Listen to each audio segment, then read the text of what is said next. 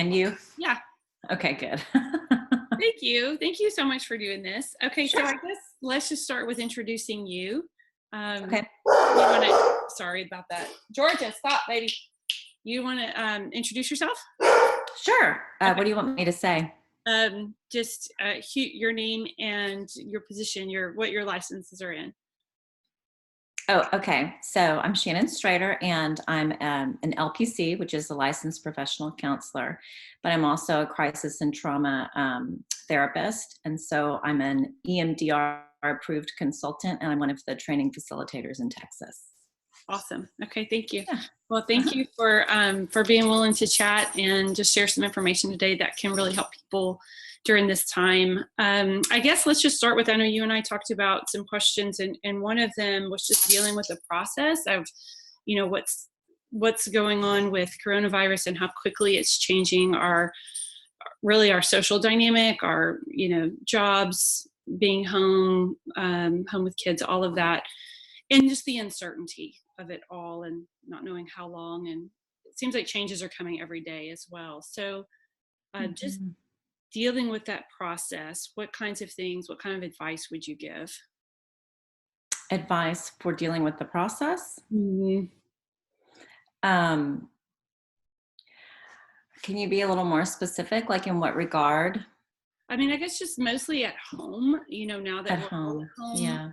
with, So I think first, one of the things that I think will help is, a lot of people are used to go, go, go and being really busy, and they don't know how to relax, and they don't know how to just be at home with one another. And so looking at that as, a blessing, like God has taken this thing to slow us down mm, so that now we get the thing that we're always saying we don't have, which is time. And time is actually really a gift. And I think if we start looking at all of this extra time that we get to be with our families and our homes, that, we can start to see that as a real gift. That there isn't somewhere to hurry off to, that you do have time to sit and study the Bible, that you do have time to pray with your family, you do have time to prepare a meal together.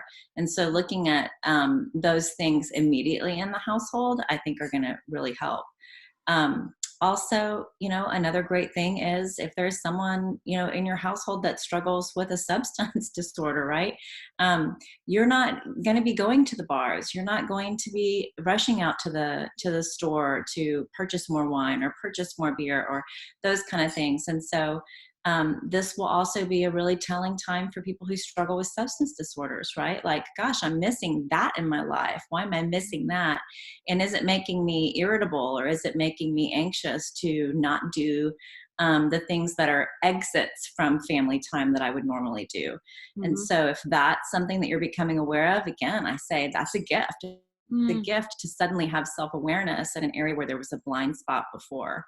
mm. Is that helpful? Yeah, that's a good way to, I guess, a mindset framework to have for it. Yeah. Mm-hmm. Okay, and that really leads to another question that I know a lot of people are asking right now. Is just what's the best way, or what are some good ways to help when we're home, maybe trying to work? Some people are working from home, trying to get work Mm-hmm. done while kids are underfoot, and it can be all ages of kids that you're trying to keep occupied with the actual schoolwork from school, or with activities that you're trying to get your kiddos to do so that they're not just sitting and playing video games. Mhm. So I think it depends on how used to routine and structure you were before all of this happened, on how well that's going to go. Right. Also, I think it depends on, how you view all those extracurricular things. Were they exits so that you didn't have to sit and be with your family? Were they exits so that you could avoid parenting through difficult circumstances or difficult character traits in your children? Mm, Um, because if you were escaping those things before, you're certainly not going to now. And so it's a good time to really be in prayer for that, and to pay attention to what I call the ABCs of childhood behavior, right? Childhood development. A is your child's attitude. B is their actual behaviors. And C are the character traits that you want to grow in them that are Christ-like. And so this will really bring all of those things to the surface. And so again, looking at it as a gift, like this is really a gift for you to get to spend time with your child in a way that you haven't maybe been able to before if you weren't a stay-at-home parent or a homeschooler before all of this happened. Right. Now you get an insight because you get to be the person who is around them most of the time. You'll also see if your kids really struggle with anxiety or depression, if they're really extroverted, if they're really introverted. Kids who are being bullied may really be excited to get to stay home and not have a lot of time to have to go to a place that was unpleasant for them. And kids that really looked forward to their teachers or their friends and that are really extroverted and were having a good experience are going to be a little depressed, and they're going to miss that and feel a little isolated. Mm-hmm. So I think you have to look and see how it's going to affect them first. You have to be aware of your own, what were exits, what did I not, what was I not fully engaged in my child's life, and what are the areas that I get gifted to be fully engaged in now. So once you can identify the struggles in the areas, I think then you can start focusing on the ABCs. Starts with attitude, then behavior, then character development. When you can identify the behaviors that are causing friction in the home, right, then you can identify the character traits that you really want to work on with your children. Okay. And it sounds like from I think that's a really good tool, the ABCs. And then also just thinking about, have I been avoiding these things and, with my family members in the first place. And in that, it sounds like you have to have a lot of grace and patience with yourself and your kids. Absolutely. So one of the things I think is really helpful to build grace and to build, patience is a fruit of the spirit. It's not something that we naturally have. I've heard people say before, oh, that person's really patient, or I'm just not naturally patient. Well, neither of those are true. It's a gift. It's fruit of the spirit. And so you can develop it, and we do have to develop it. It's certainly easier for some of us based on our upbringing and our background than it is for others to develop the fruit of patience, but it's not easy for everyone. And so patience comes through prayer and through focused interactions, focused communications. One of the things that I think is helpful in growing in that area is to remind yourself that these children don't belong to you. You're not a parent because you decided you wanted to be a parent. You're a parent because God opens the womb. You're a parent because God gave you some children to temporarily care for that are actually his children, not yours. So it's really helpful to me when I'm struggling with one of my kids to remember that they're mine temporarily, but they're his permanently. And so he created them with these wills and with these personalities and attitudes. And so in frustration, sometimes I'll say, do you see this child, Lord? But that's where I go first. Okay. I go first to the Lord and then to the child, because there's nothing good that's going to happen if I'm parenting out of a point of frustration or feeling overwhelmed myself. So you have to be grounded and centered first if you want to grow in the fruit of patience. Right. That's good. That's really good. One of the specific questions I got from a friend was, any thoughts on how to help siblings in dealing with their, maybe anger and frustration with each other while they're around each other so much right now? I think it certainly does put things in perspective being in the situation that we're in. And so I'm going to answer this question indirectly. Okay. I wonder what people who are actually running out of toilet paper are doing and what they're focused on and what they're hoping for they can find at the store tomorrow. Right. Mm-hmm. And so when you're looking desperately for something as basic and simple as toilet paper, it sure does put into perspective what a extravagant culture that we live in. Mm-hmm. And so if you find yourself arguing over trivial things, or this is mine, that you can't touch that, don't come in my room, I would say, let's be aware of what really we have so many extra things. We have so many material things that there's absolutely no reason that we can't live peacefully together.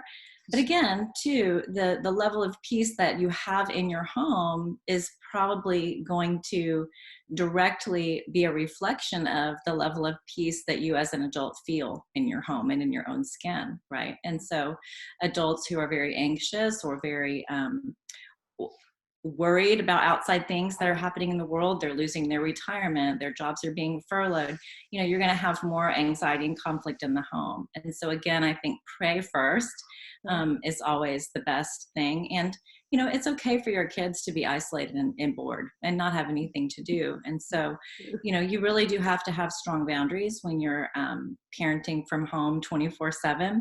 And we're a homeschool family, so I certainly understand that myself.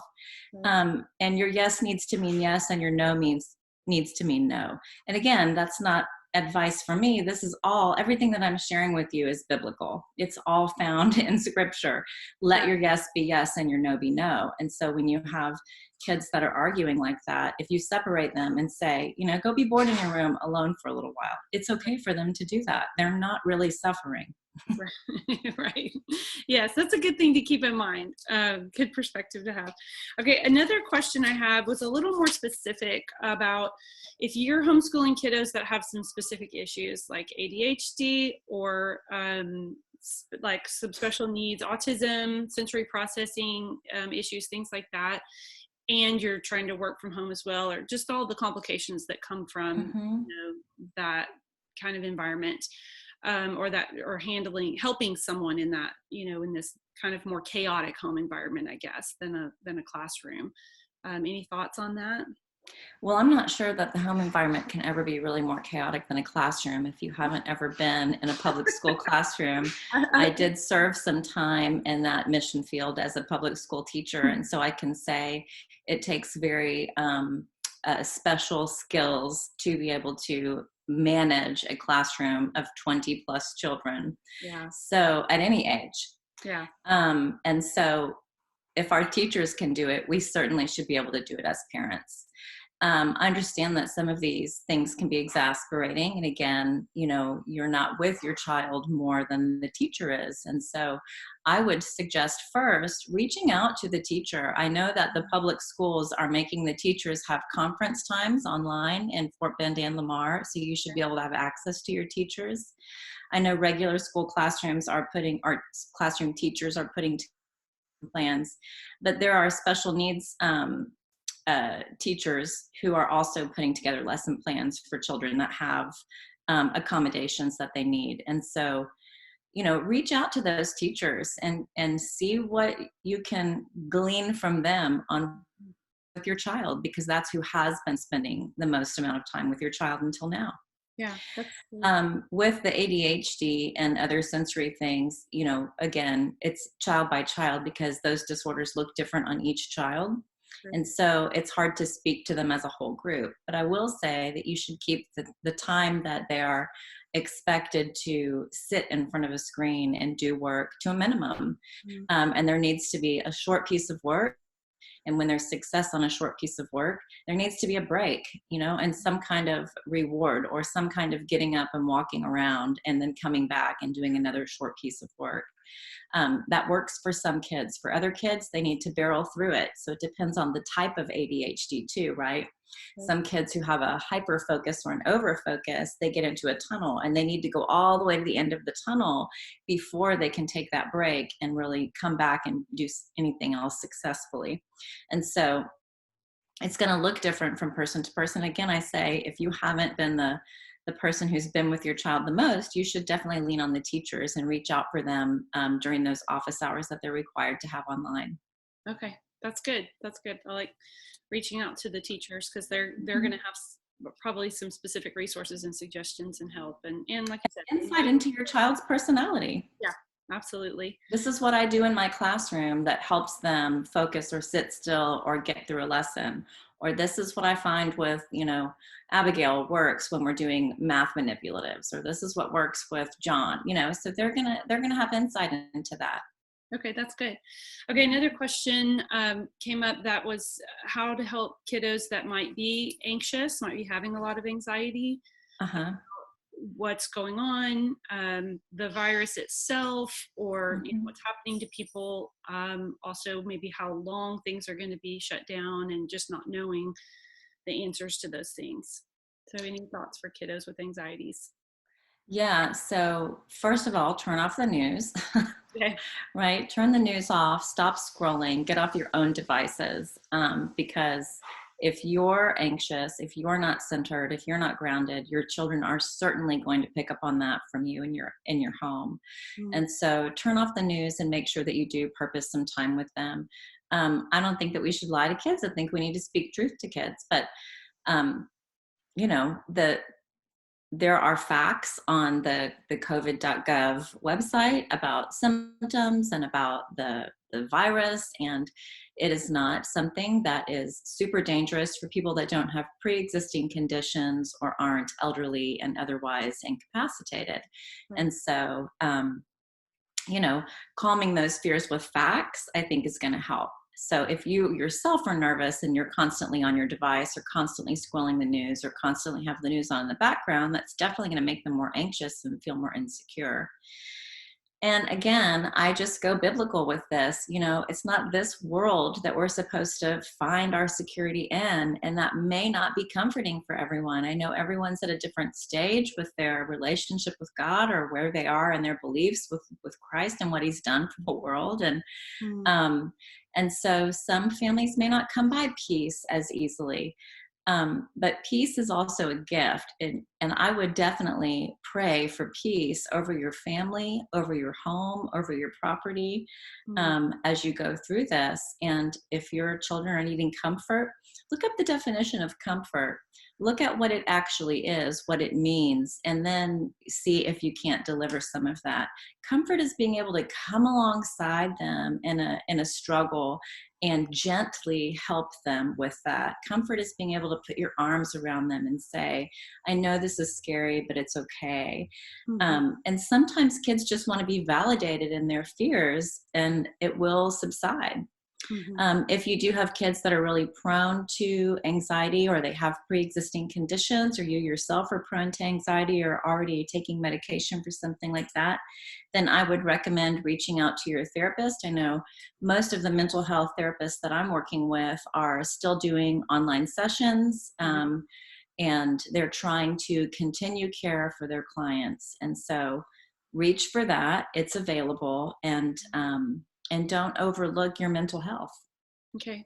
No, that's really good. Okay. And I know you've already talked around this multiple times about, coming in prayer first and managing our own anxiety as parents. But I mean, I know that, this has kind of been panicky for some getting started this week. Mhm. It's new, it's Yeah. different technology issues. Um, like you said, not necessarily having a routine around this already in the home.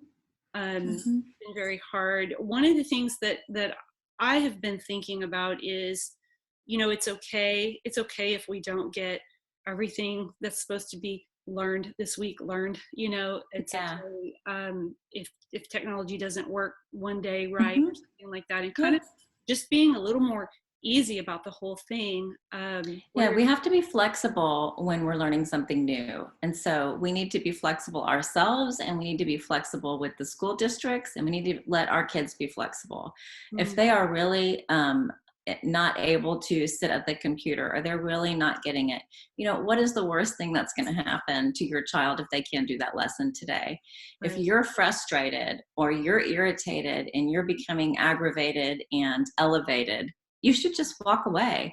There's mm, no point in forcing the issue because, again, now your child's upset. Now they're uncomfortable. And what do you think they're really going to be able to focus on if they're not feeling comfortable or confident in their own skin? And if your relationship with them is ruptured because you're both frustrated that you can't figure out this technology piece. right, So let it go for today so they don't get to the lesson. Guess what? There's no star testing either, but I'm pretty sure they're still going to get promoted to the next grade.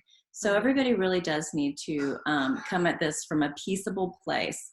And if you find that you're feeling elevated or unable to be really calm, then just let it go for the day. right. It's okay. It's like sometimes we can eat chips for breakfast and it just doesn't matter. Right.